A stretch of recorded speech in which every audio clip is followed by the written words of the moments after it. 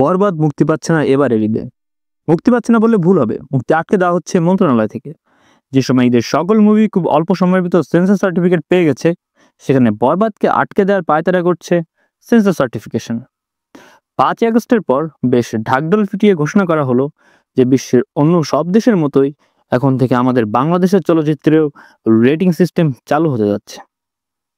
মানে চলচ্চিত্রের জনরা বা অ্যাকশন ভায়োলেন্স অনুযায়ী এখন থেকে সার্টিফিকেট দেওয়া হবে।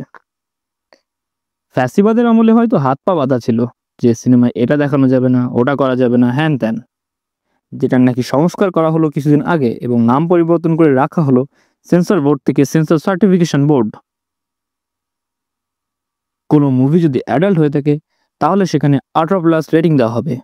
আবার কোনো মুভিতে যদি মাত্রাতিরিক্ত ভায়োলেন্স থাকে তাহলে সেখানে নির্দিষ্ট একটা বয়স অথবা 16 বছরের নিচে কেউ অভিভাবক ছাড়া থিয়েটারে মুভি দেখতে পারবে না, সেরকম সার্টিফিকেট দেওয়া হবে।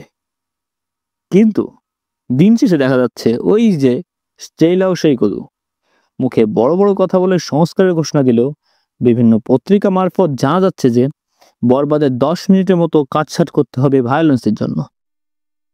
তাহলে সংস্কার করলেন কি ভাই? সত্যি যদি এমনটা করে থাকে তাহলে সেই মুভি দেখে দর্শকরা কতটা আনন্দ পাবে শুনি। আপনাদের ভারতের ব্লকবাস্টার মুভি অ্যানিমেলের কথা নিশ্চয়ই মনে আছে।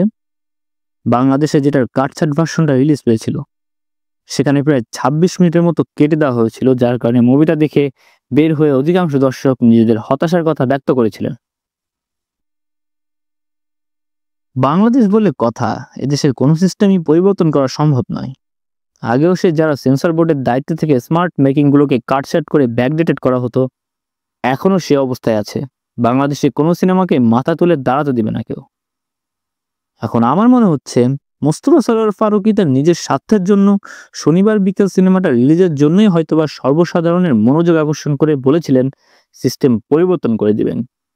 কিন্তু দিন শেষে সে আবারও বাংলাদেশের কোনো একটা সিনেমা ঈদের আগ মুহূর্তে সে আটকে গেল। ঈদে বরবাদ আটকে যাওয়ার প্রসঙ্গে চিত্রনায়ক সিয়াম আহমেদ ফেসবুকে পোস্টের মাধ্যমে জানান, একজন অভিনেতা হিসেবে আমি জানি একটা সিনেমার পিছনে কত মানুষের স্বপ্ন লুকানো থাকে। আমাদের মৃতপ্রায় ইন্ডাস্ট্রিতে আমরা চেষ্টা করছি যে যার জায়গা থেকে কন্ট্রিবিউট করার, কিন্তু এসবের মাঝে যদি সিনেমা আটকে দেওয়ার গুঞ্জন কানে আসে তাহলে খুব হতাশ লাগে, তীব্র রাগ হয়। একটা সিনেমা আটকে দেওয়ার মানে কতগুলো স্বপ্নকে দাফন করে দেওয়া। বরবাদ আমরা সিনেমা হলে দেখতে চাই। এই ঈদে দর্শক জঙ্গলি, বরবাদ, দাগি, চক্কর, জিন 3 দেখতে সিনেমা হলে ভিড় করুক। সিদ্ধান্ত নিতে যারা বসে আছেন তাদের কাছে আমার একটাই দাবি, হয় সব সিনেমা মুক্তি দিন, নাহলে কোনোটাই দেওয়ার দরকার নেই। চলচ্চিত্রের কফিনে শেষ পেরেক ঠুকে দিন। আমিও একমত।